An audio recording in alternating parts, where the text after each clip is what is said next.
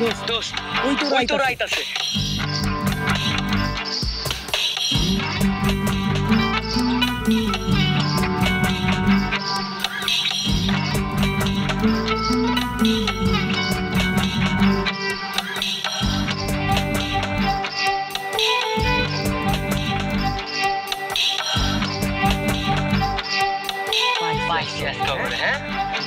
রস খেতে চাইছিলাম, তারপর দাদি একবার খাইতে দেয় না। 12টা বাজাও। এই দে তো।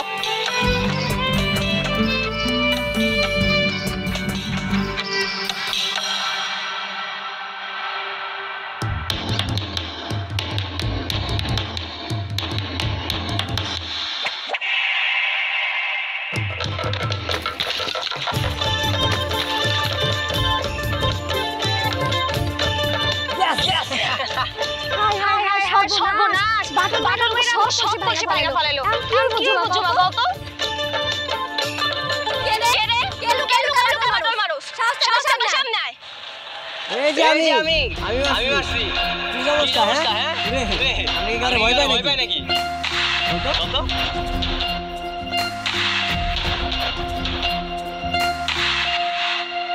আমরা কেন ভয় পাই নাকি হ্যাঁ?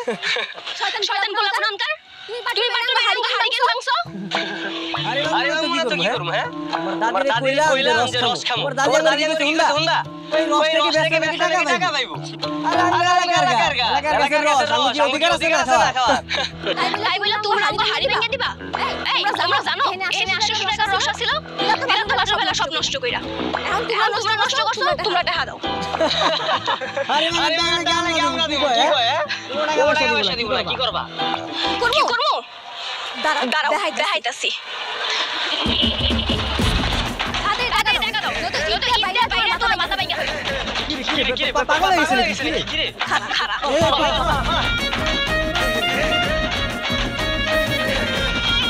এখন কত সুস্থ।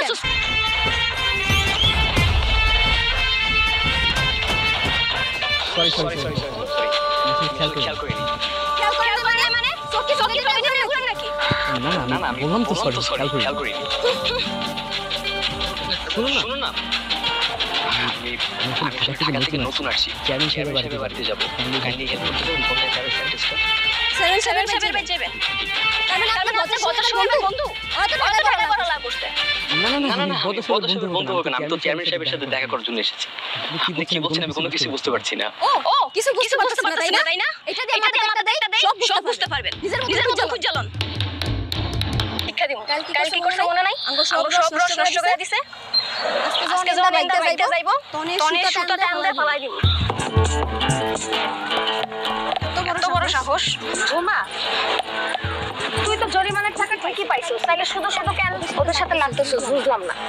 টাকা দিছে এর বাপে, এত কোনো শিক্ষা হয় নাই। আজকে এর তো উচিত শিক্ষা দিই। আমার লগে লাগতেছে না। আজকে এই ফলা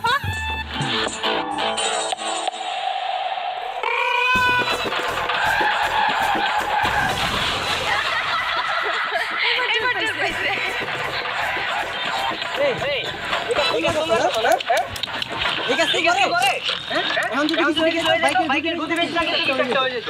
আরে এখন এরা গলা দেখতো কি হতো হ্যাঁ?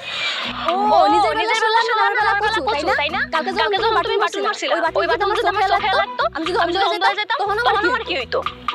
দেখছো আমি এখানে কেন আসছি? আমি এখানে এসেছি ডকুমেন্টারি করার জন্য। তো ডকুমেন্টারি ক্ষেত্রে আমাকে তো ঘুরে বেড়াতে হবে। এসে কি দেখলাম? এসে দেখি তো তোমাদের গ্রামে কোনো কিছু ঠিক নেই। পদে নানা রকম হয়রানি আর বিভ্রান্তির শিকার। আর এই বেয়াদব নেশাখোর ছেলেটাকে ও আমাকে নানা রকম ভাবে হয়রানি করে এখানে তুলে নিয়ে এসেছে।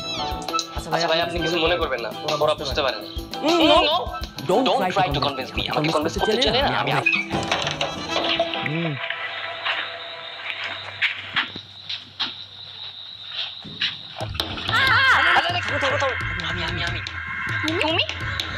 তুমি একটা আমার জানার সামনে কি করো? আরে তোমার লাগে একটা জিনিস। কি জিনিস? এই দেখো। আচ্ছা হ্যাঁ কিন্তু এই আসার আমি নিব না। কেন নিবা না কেন?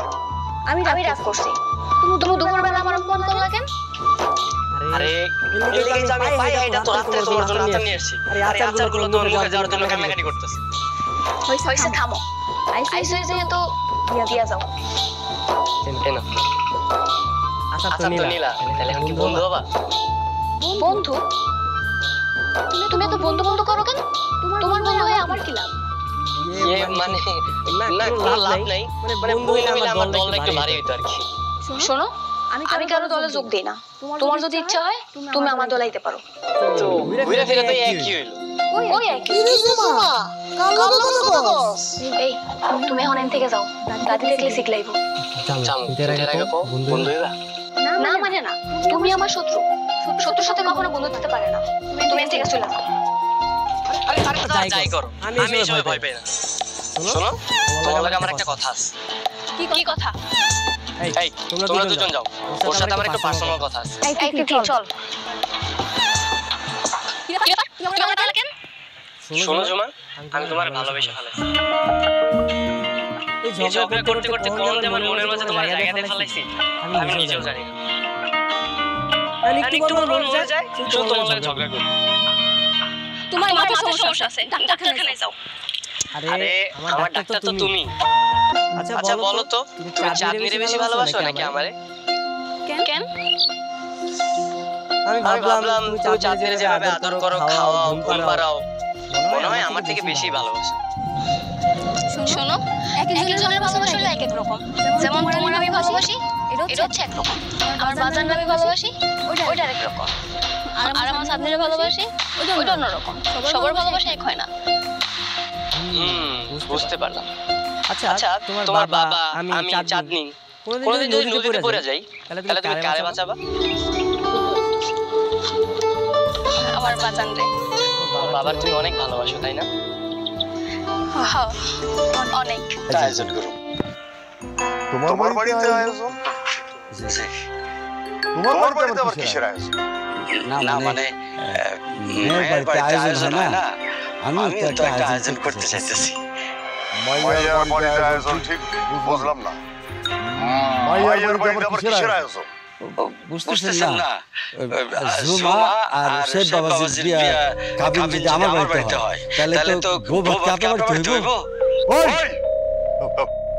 ওই ও কি কইতাছে হ্যাঁ ওই কি কইতাছে তুমি কি জায়গা সব দেখতেছ নাকি কি করতেছেন ওই আমার জুমার লগে শেখ বাবাজির বিয়ার কথা হইতাছে না ওই চাল্লার বাচ্চা আমগো শোয়েবের বিয়া হইব পাশে গ্রামের আব্দুল সামিনের মান লাগা তোর মত চাল্লার মান লাগা বিয়া হইব কিন্তু আমার জুমাই যে কইলো শেখ বাবাজি তার খুব পছন্দ করে মিয়া তোর ভাইয়া একটা ধান্দাবাজ হয়ে গেছে তোর ভাইয়া এই বাড়ির বউ আর সাহস করছে হ্যাঁ এই কথা যদি আর একবার উচ্চারণ করে তাহলে কিন্তু খবর আছে এই কথা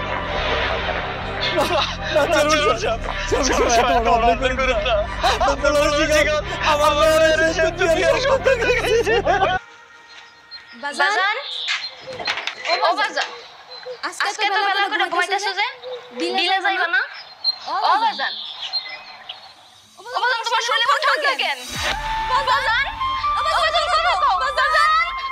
বাজান দাদি দাদি কত কথা কইবে কে আমার মত হইছে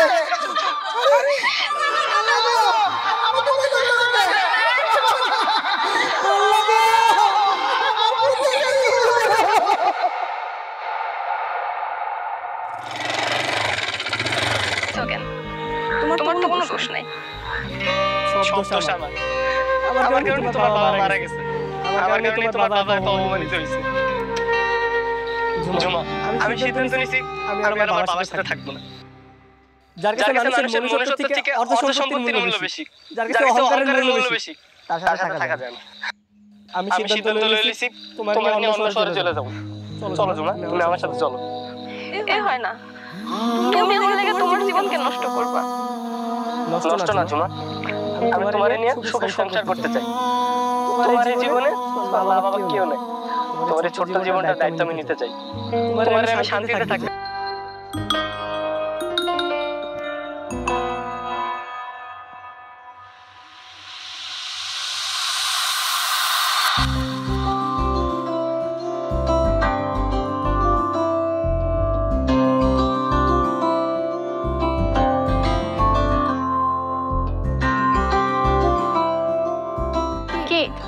আমার একা রেখে চলে যেতেছো? আমি তো ভাবছিলাম তুমি আর আসবাই না।